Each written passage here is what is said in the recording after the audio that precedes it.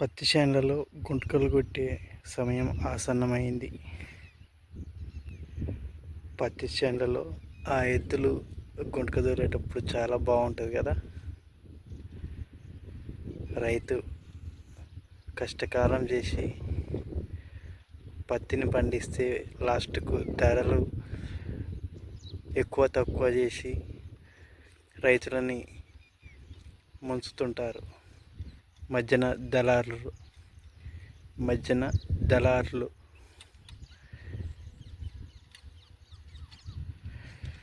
ఇంత కష్టపడి లాస్ట్కు పత్తి చేతికి వచ్చినప్పుడు ధరలు అటు ఇటుగా ఉంటుంటాయి. సరైన ధరలు ఉంటే రైతుకు గిట్టుబాటు కలుగుతుంది.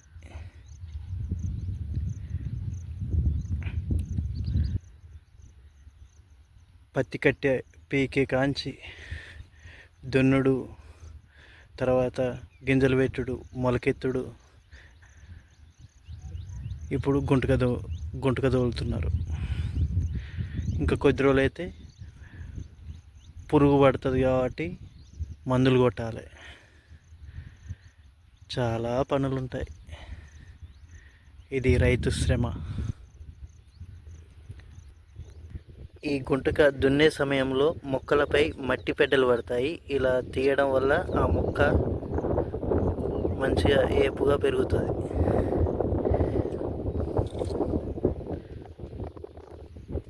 ఎడ్లు ఒకే సాలులో చాలా మంచిగా అనిపిస్తుంది కదా అలా పోతుంటే. మనం వీడియోని వీక్షిస్తున్నాం, మనకు ఆనందంగానే ఉంటుంది, కానీ రైతుకు మాత్రం చాలా కష్టం ఉంటుంది. అవి గుంటక లేపాలి. చూడండి ఇలా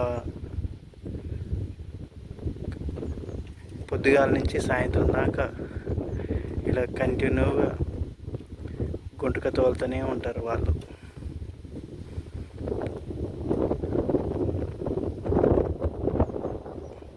వాళ్ళ శ్రమ అంతులేనిది.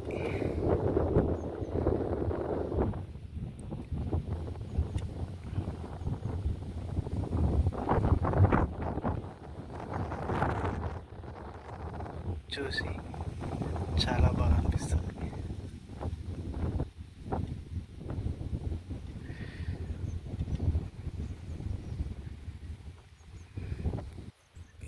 ఈ పొలంలో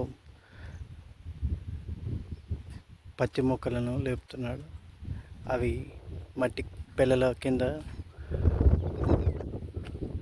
ఉన్న వాటిని లేపుతున్నాడు. మొక్క ఏపుగా పెరగాలంటే ఇలాంటివి చేయాలి. వావ్, శనగలు పక్కనే ఒక చెరువు ఉంది. ఆ చెరువు నుండి వేరే ప్రదేశానికి వెళ్తున్నాయి. చాలా బాగా అనిపించింది. ఈరోజు ఎన్ని ఎకరాలు దున్నారు? 4. రోజు మినిమం ఎన్ని ఎకరాలు? రోజు 3-4 ఎకరాలు.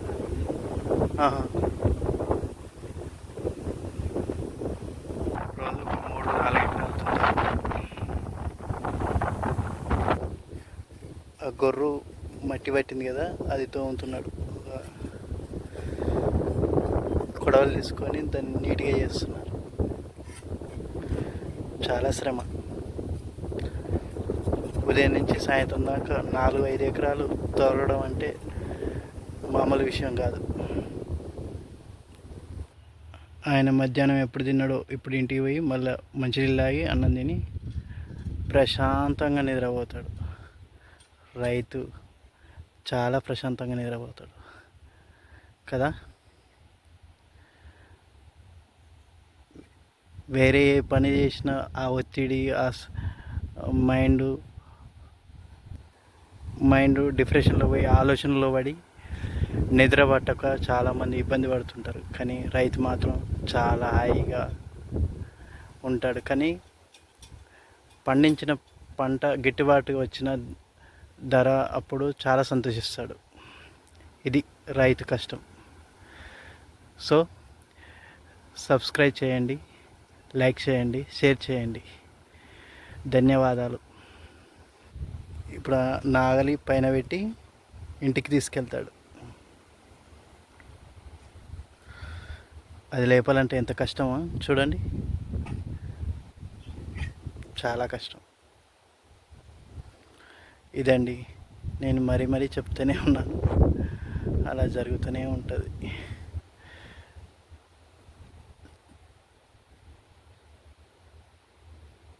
ఇప్పుడు దానికి తాళ్ళు కట్టి బిర్రుగా ఎడ్ల మీద కాడి ఉంది కదా, అవి అట్లా వేసుకొని ఇంటికి వెళ్తాయి. ఇది సంగతి. Thank you boss.